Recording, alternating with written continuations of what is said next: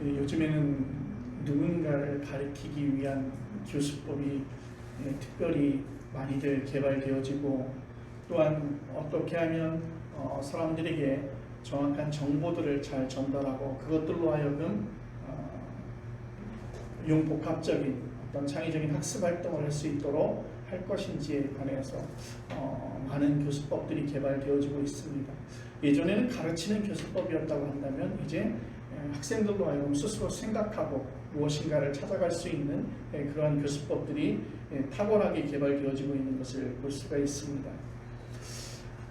우리가 역사적으로 살펴보면 성경 속에서 우리가 예수님을 통해서 아주 탁월한 교사였다 그렇게 말씀드릴 수 있습니다. 인간적인 차원에서도 보면 예수님께서는 가르치는 능력이 매우 탁월했다. 직설화법을 사용하시기도 하셨고, 또한 우회하셔서 그들로 하여금 비유를 통해서 말씀하시기도 하셨습니다. 특히 비유의 말씀을 적절하게 사용하셨는데, 이 비유는 어떤 현상이나 사물을 다른 것에 빗대서 설명하는 방식의 그런 교수법으로 많은 사람들이 그 이치를 깨닫고 또한 생각해 볼 수 있는 것이죠.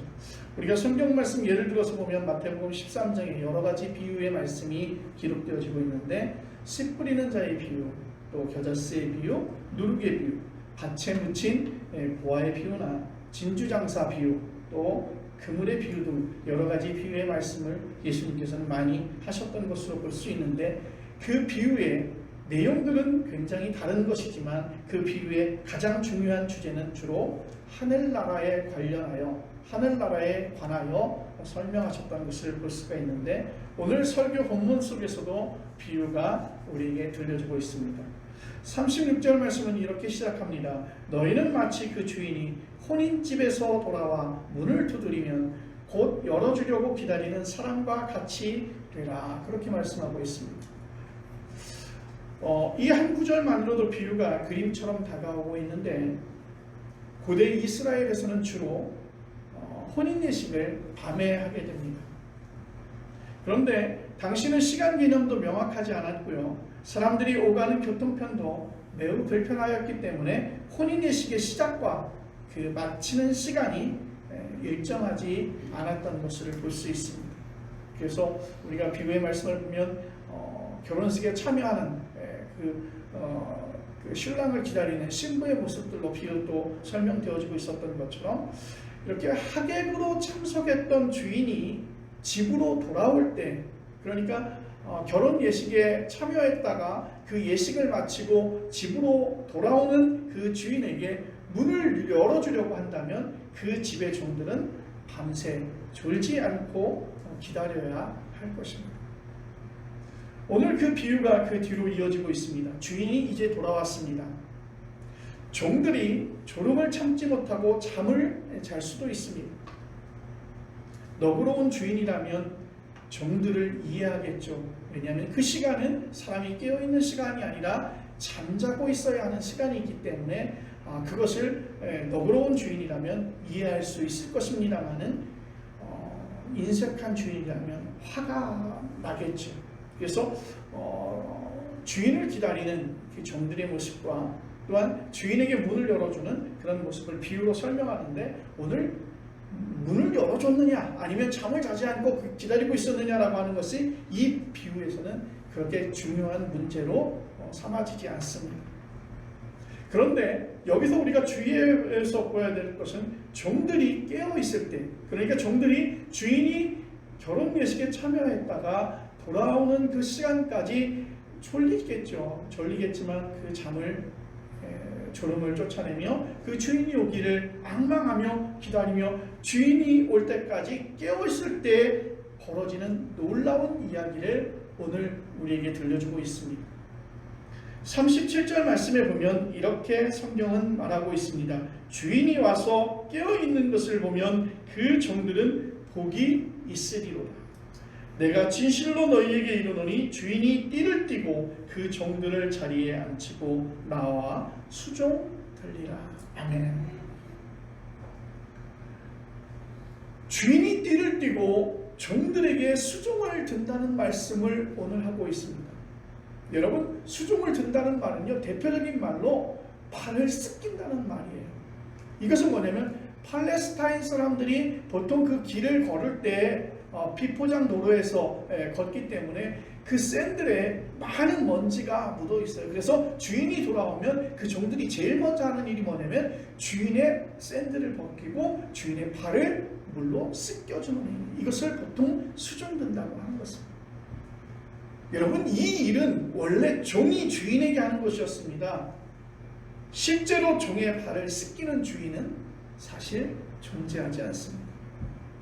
그런데 일상에서 가능하지 않은 일이 벌어질 정도로 종들에게 복된 일이, 즉 좋은 일이 벌어진다는 사실을 오늘 비유적으로 설명하고 있는 것입니다. 복이 있으리라 라고 하는 표현이 37절과 또 38절에 반복되어지고 있습니다. 누가복음의 공동체는 이 비유에서 나오는 종들이 바로 우리들이다 라고 그렇게 생각했습니다. 초기 기독교의 재림 공동체라고 부르는 이유도 오늘 그 이유가 여기에 있습니다. 그들은 십자가에 처형당하고 부활하시어 하늘에 오르신 예수님이 다시 오신다고 믿었죠. 예수님의 재림을 기다리는 사람은 본문 누가복음 12장 35절 말씀에 묘사하듯이 허리에 띠를 띠고 등불을 켜고 서 있어야 한다고 그렇게 말하고 있습니다. 여러분, 허리에 띠를 띈다는 말은 무엇입니까? 자리에 눕지 않고 당장 활동할 준비를 마쳤다는 거예요. 그러니까 병사들이 어떤 특별한 임무를 받기 전에 그들은 전투화의 끈도 풀지 않고 완전 무장한 채로 총기를 휴대한 채로 대기하고 있다가 비상이 걸리면 달려나가는 것처럼 오늘 띠를 띠고 있다고 하는 것, 허리에 띠를 띠고 있다고 하는 것은 자리에 앉지 아니하고 언제든지 말씀이 떨어지면 활동할 준비를 마쳤다라고 하는 뜻을 가지고 있습니다. 그리고 등불을 켠다는 말도 밤중에 누군가를 맞을 준비를 이미 마쳤다는 뜻이죠. 영혼이 맑은 사람에게 해당하는 표현인 것 같습니다. 이렇게 누가복음 공동체만이 아니라 21세기를 살아가는 우리도 이처럼 준비되어져 있는 삶을 살아야 한다는 사실을 여러분, 모르는 또 부정하는 그런 그리스도인들은 없을 것입니다. 그런데 무엇을 어떻게 준비한다는 말일까? 그냥 시간을 보내는 것이 아니라 어떻게 준비해야 된다는 말일까? 막연해 보이는 것도 우리는 말하지 않을 수가 없다는 것이죠. 그분들에게 일종의 영적인 가이드 역할을 하고 싶어서 오늘 저는 이 말씀이, 오늘 우리들에게 세워지는 말씀이 또한 허락되어지는 말씀으로 우리가 그 막연하면서 어떻게 해야 될 것인가를 말할 수 있는 그런 믿음의 사람들이 되어지기를 간절히 바랍니다. 오늘 비유의 마지막 구절인 40절은 아주 명확하게 이것에 관한 실제적 내용을 설명하고 있는데 40절 말씀 우리 한번 다 같이 읽어보겠습니다. 40절 말씀 준비되었으면 시작. 그러므로 너희도 준비하고 있으라. 생각하지 않는 때에 인자가 오리라 하시니라. 너희도 준비하고 있으라. 생각하지 않을 때에 인자가 오리라 하시니라. 여러분, 어느 집에 방문할 때 내가 몇 시경에 방문할 예정입니다라고 이렇게 통보해 주면 그 사람은 자기의 일상생활을 하다가 그 시간대쯤에 전후로 조금 긴장하면 될 것 같아요. 그런데 오늘 성경에서 말하고 있는 인자가 올 때에는 어느 때인지 알지 못한다고 말하고 있습니다. 너희도 준비하고 있으라. 생각하지 않은 때에 인자가 오리라. 너희의 예상과는 다른 시간에, 너희가 인자가 오리라고 예상하는 그 시간과는 다른 시간에 그 인자가 오리라고 하는 말씀이죠. 인자라고 하는 말은 어떤 말씀일까? 우리 일상생활에서 잘 쓰이지 않는 말씀인데 인자.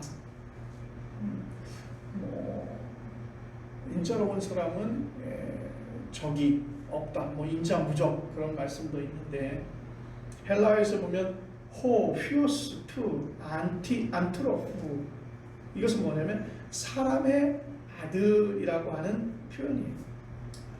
휘오스, 투, 안트로프라고 하는 말을 우리가 성경에서 번역할 때 사람의 아들로 번역하지 않고 한자로 인자라고 번역한 것입니다. 많은 학자들은 이 말씀을 상당히 어색한 번역이라고 이야기합니다. 사람의 아들로 번역을 하면 자칫 예수님의 신성을 폄하할 수 있기 때문에 신성이 손상될지 모른다고 우리말 성경 번역자들이 염려해서 매우 어색한 한자로 번역을 했을지도 모릅니다. 호피오스 투 데우라고 하는 말은요, 헬라어에서는 천자라고 하지 아니하고, 그러니까 여기서 보면 우리가 이야기하는 투 안트로프라고 하는 말 속에서 보면 사람의 아들 그렇게 표현할 수 있는데, 호피오스 투 데우 이것을 그러면 똑같이 성경에서 천자라고 표현해야 되지만 그렇지 않고 이 말씀은 하나님의 아들로 번역해 왔다는 것에 대해서 우리가 좀 확인할 수 있을 것 같습니다. 어찌됐든 우리가 본문을 정확하게 이해하려면 우선 본문에서 나오는 인자, 호피오스 투 안트로프의 기본 개념이 무엇인지를 우리는 깨달아야 될 것입니다. 인자는 구약 묵시 사상에서 나온 개념으로 세상 마지막 때에 나타날 심판자를 가리키고 있습니다. 이 말씀은 어떤 말씀이냐면 이 개념이 바벨론 포로 사건을 배경으로 하고 있습니다. 여러분, 언젠가 우리의 이 땅에 이 정의가 무너지고 회악한 이 세대에 이 모든 것들을 완벽하게 해결할 그가 오실 것이라고 하는 그런 희망들을 가지고 살아가죠. 지금은 그렇게 살지 못하지만, 지금은 어렵게 살아가고 억압받아 살고 있지만 언젠가 그이가 오실 때 이 모든 억압도 해방될 것이다 라고 하는 그러한 생각들을 가지고 있는데, 사실 바벨론에 의해서 고대 이스라엘은 이제 그 명줄을 끊게 되었다는 것이죠. 이미 140년 전에 아시리아에 의해서 북이스라엘이 멸망하게 되고 근근히 명맥을 유지하던 다윗 왕조가 완전히 바벨론에 의해서 파멸하게 되었던 것입니다. 자, 이스라엘이 볼 때, 고대 이스라엘이 볼 때 바벨론은요, 악의 상징이었어요. 그 어떤 힘으로도 바벨론을 제어할 수 없었습니다. 그들은 극심한 무력감에 떨어졌습니다. 하나님에 대한 신앙도 포기될 위기에 처했습니다. 개인적으로 일상생활에서 최선을 다했는데도 불구하고 바닥에서 벗어나지 못할 때 우리는 하나님을 더 믿기 힘들어진다고 생각한 적이 있을 것입니다. 정말 하나님 살아계실까? 하나님이 존재하지 않을지도 모르며 존재한다고 하더라도 인간 역사에 개입하지 않는 게 분명하다고 그렇게 설명할 수도 있고 또 그렇게 생각할 수도 있습니다. 그런데 하나님의 백성인 이스라엘은 조금 달랐습니다. 이스라엘 백성 가운데 묵시적 희망을 선포하는 선지자들이 나오기 시작했습니다. 그들은 하나님을 심판자로 선포하고 있습니다. 그 심판자는 종말론적 정권으로 바벨론 같은 절대 권력을 심판한다는 것입니다. 어떤 세력도 심판을 벗어날 수 없습니다. 그 심판자를 그들은 사람의 아들이라고 부르기 시작했습니다. 이제 여러분은 복음서에서 나오는 인자의 종말론적 심판자로 한번 바꿔서 읽어보십시오.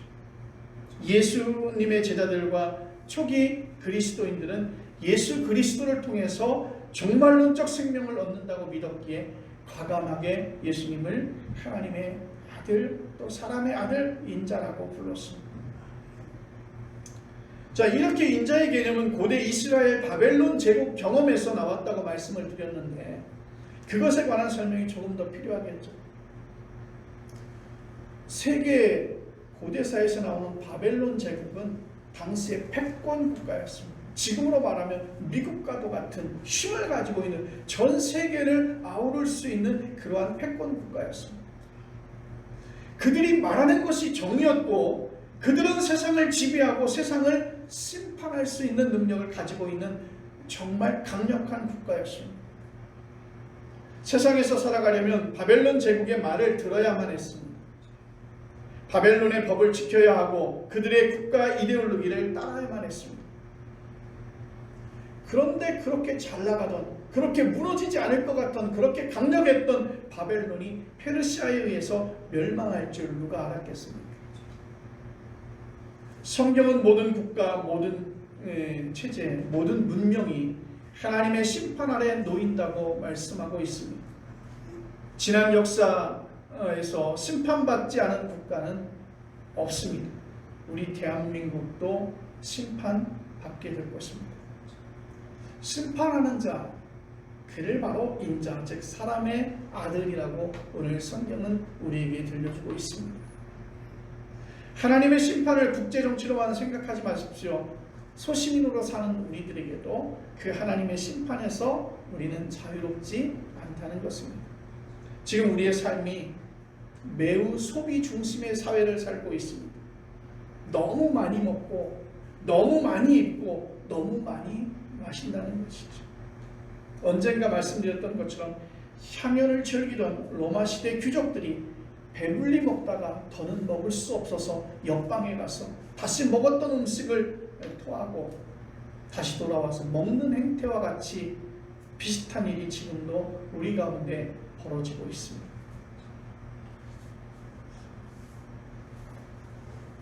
(100년) 후, 지금으로부터 100년 후 2123년이 되어지면 우리의 후손이 어떤 생태계를 맞이하게 될까? 과소비 중심의 이런 삶을 하나님이 심판하지 아니하신다면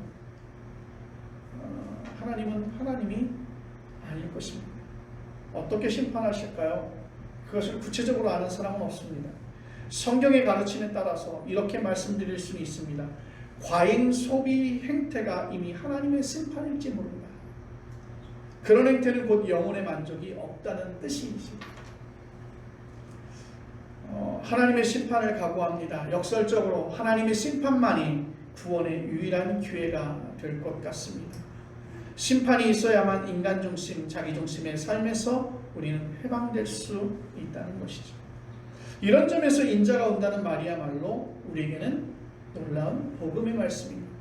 심판을 받는 것이 아니라 그 심판의 의미 속에서 우리가 담고 있는 것이 아니라 그 말씀이 우리들에게 복음이 되어져야 될 줄로 믿습니다. 기독교가 말하는 하나님의 심판을 우리는 종교적 위협이라고 생각할 수도 있습니다. 그래서 하나님의 말씀을 진지하게 받아들이지 않을 수 있는 것이죠. 어떤 귀한 즐겁고 행복한 삶, 좋은 브랜드의 옷을 입고 고가의 차량을 가지고 있고 누릴 수 있는 그 삶의 진수를 느끼지 못하는 사람의 정신승리 또는 몽상가의 헛소리 정도로 그렇게 취급할 수 있습니다. 우리가 사는 세상이 어떻게 돌아가는지 그 원리를 보면 그들의 생각이 무조건 잘못이라고 우리는 말할 수 없을 것입니다. 왜냐하면 우리들 세상에서 악인들이 늘 심판을 받는 게 아니에요. 선하게 잘 살아온 사람도, 사람들에게 덕을 베풀고 살아온 사람도 어느 때 갑자기 질병으로 인해서 생을 달리하는 경우들도 우리는 봅니다. 저 사람은 정말 못됐는데, 저 사람은 정말 악한 사람인데, 그런데 그가 하는 모든 일이 승승장구하고 또 건강까지도 아주 좋은 것을 볼 수 있습니다. 법망을 피하면 온갖 특혜를 다 누리면서 인생을 즐기는 이들도 우리 주변에 꽤나 많이 있습니다. 하루하루 정직하고 착하게 사는 사람만 손해본다고 하는 생각도 우리 가운데 있어요. 제가 어제 연수 교육, 인터넷 교육을 이렇게 받으면서 참 놀라운 게 아시아 국가에서 신뢰도가 가장 낮은 국가를 이렇게 볼 때 대한민국이 전 세계적으로 52위더라고요. 52위. 일본이 22위. 그리고 싱가포르가 7위. 그런데 우리 부패지수가 52위. 굉장히 사람들이 어떤 일에 대해서 그 일을 신뢰할 수 없다는 것이죠. 그 결정에 대해서 신뢰할 수 없다는 거예요. 그래서 고민을 해봤어요. 왜 그럴까? 한국 사람들이 왜 그럴까? 보니까 한국에는 특별히 다른 곳에서는 없는 이 학연, 주연, 혈연이라고 하는 것이 있어요. 그래서 그 부패지수가 높을 수밖에 없는 게 아님에도 불구하고, 그것이 바르지 않은 것임에도 불구하고 그것에 대해서 인정하거나 수용하는 일들이 많이 있다는 것이죠. 어떻게 보면 안타까운 말이지만 오늘의 우리가 경험할 수 있는 현실입니다. 이런 현실을 이미 꿰뚫어 보았기에 오늘 본문은 생각하지 않은 때에 인자가 올 것이라고 그렇게 표현합니다.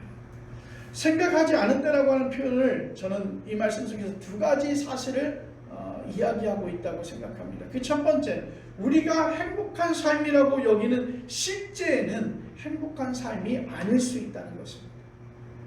우리가 지금 살아가면서 우리의 삶이 정말 행복한 것이야, 정말 즐거운 삶이야, 그렇게 여기고 살아가지만 실제로는 그 삶이 행복하지 않은 삶일 수 있다는 사실입니다. 복이라고 생각하는 것이 오히려 벌이 될 수도 있습니다. 이런 일에 관해서 제가 일일이 예를 들지 않겠지만 목회의 성공이 하나님의 축복이 아닐 수 있다는 생각을 갖습니다. 더 적나라하게 말씀드리면 한국에서 말하는 그 목회의 성공이 그 목회자가 인격적이냐 아니냐를 불문하고 오히려 하나님의 심판일 수 있다는 것입니다. 목회의 재미나 중압감으로 자기 영혼을 돌보지 못하는 개연성이 매우 높기 때문이지. 생각하지 않을 때 인자가 온다는 말씀이 함축하는 또 다른 한 가지는 하나님의 심판이 이미 일어났다라고 하는 사실입니다. 그 사실을 우리가 눈치채지 못할 뿐이죠. 예수님 당시에 유대인들이 예수님을 메시아로 인정하지 않았던 거죠. 아니, 지금도 예수님을 인정하지 않고 이스라엘의 많은 사람들은 오실 메시아인 그분을 아직도 기다리고 있습니다. 하나님의 심판이 이미 일어났다면 우리가 이미 생명을 얻었다는 뜻입니다. 심판은 곧 생명의 심판이기 때문이죠. 지금 이미 일어난 생명 구원을 경험하지 못하면서 어떻게 미래에 일어날 구원을 경험할 수 있겠습니까? 주인이 오기를 기다리는 종에 관한 오늘 이야기가 말하려고 하는 핵심도 여기에 있지 않을까요? 여러분, 앞서 우리가 읽었던 성경 말씀을 다시 한번 기억해 보십시오. 주인은 종들이 깨어있는 것을 보았습니다. 띠를 띠고 종들을 자리에 앉힌 후에 종들의 발을 씻긴 것이라고 그렇게 성경은 말하고 있습니다. 여러분, 세족식 알잖아요? 발을 씻기는 행위, 최고의 환대죠. 요한복음 13장에는 예수님이 제자들의 발을 씻긴 이야기가 나옵니다. 예수님이 제자들의 발을 씻길 때의 상황은 매우 절박한 상황이었습니다. 가룟 유다가 예수님을 배신하리라고 하는 사실과 베드로가 3번이나 부인하리라고 하는 사실이 예고되었습니다. 예수님이 십자가 죽음을 눈앞에 둔 상황이었죠. 제자들은 그런 상황에서 예수님에게서 최고의 환대를 받은 것입니다. 하나님의 환대가 곧 구원 경험 아니겠습니까? 여러분은 하나님에게 환대받았다는 경험이 있으신가요? 어느 순간 예수님께서 내게 오셔서 무릎을 꿇고 나의 더러운 발을 깨끗이 씻기는 그 임마누엘의 기쁨이 무엇인지, 용서받은 경험이 무엇인지 여러분 경험하셨습니까? 공간복음 전승에는 예수님이 제자들의 배신을 예고하신 뒤에 겟세마네 동산에 가서 기도하는 내용이 기록되어지고 있습니다. 예수님은 함께 간 베드로, 야고보, 요한에게 내 마음이 심히 고민하여 죽게 되었으니 너희도 여기 머물러 깨어있으라 그렇게 말씀하셨습니다.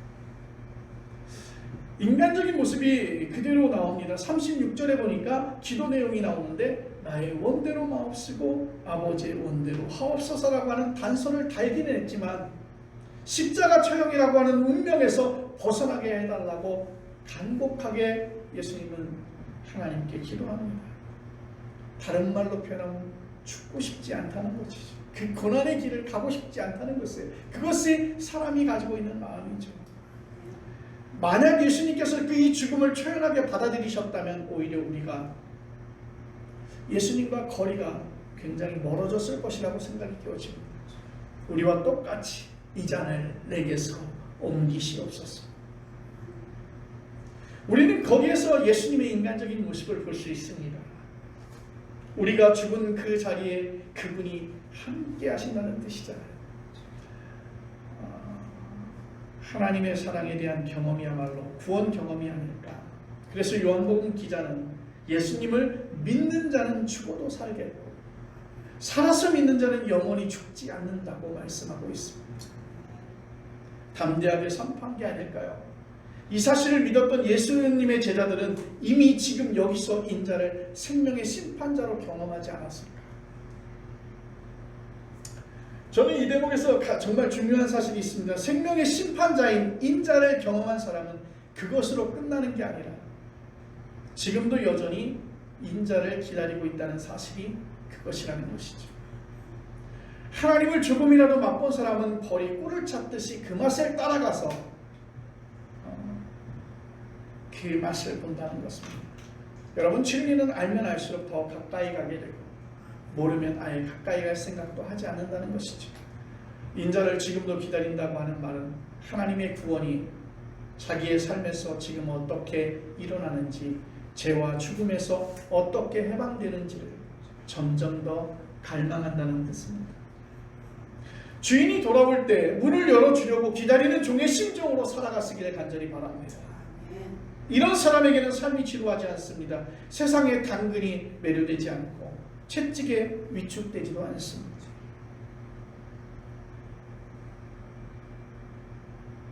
일상에서 성실하게 일하고 가능한 돈도 많이 벌어 가족과 함께 행복하게 사는 삶과 돌아올 주인을 기다리고 준비하는 종의 삶이 도대체 무슨 상관이 있겠습니까?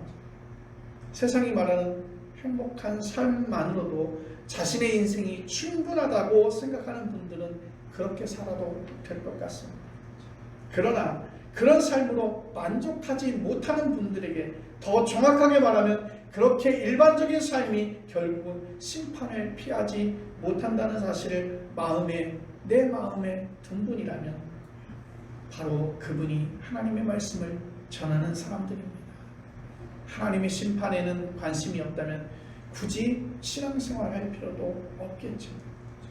사랑하는 성도 여러분, 생명의 주인이 언제 오더라도 문을 열어줄 준비를 마치셨는지, 이미 문을 열어본 적이 있으신지, 어둠 가운데서 뭔가 환한 빛을 경험한 적이 있으시나요? 그 경험이 생생하여 나는 허리에 띠를 띠고 등불을 밝히고 서 있는 사람이 되지는 않으셨나요? 지금도 여러분에게 직접적으로 말씀드리면 죽음을 맞을 준비를 마치셨는지, 여러분들 일상에 쫓겨서 시간을 어영부영 보내고 있는 것은 아닐까요? 기억하십시오. 생각하지 않은 때에 인자이신 예수 그리스도가 우리에게 다시 오십니다. 아니, 이미 오셨을지도 모릅니다. 등불을 더 밝히시고 찾아보시기를 바랍니다.